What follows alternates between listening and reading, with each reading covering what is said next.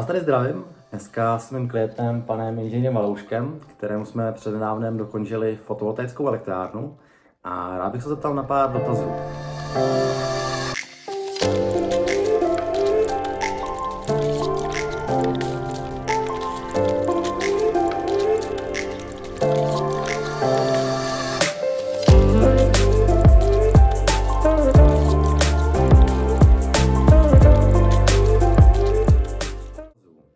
Pane Valoušku, jak jste mi narazil a kolik firem jste oslovil?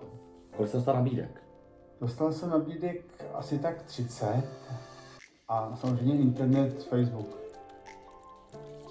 A minimálně 10 lidí u mě bylo osobně a pak jsem si na základě toho mých požadavků, které byly takový zvláštní, ale my jste na to přistoupili jako firma a tím jste mě vyhověli, tak jsme šli do toho.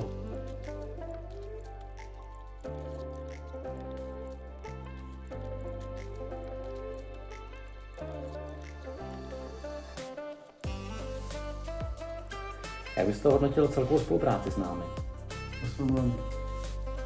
Jako všechno, co jsme se dohodli spolu tenkrát a podepsali, na 100% plnění.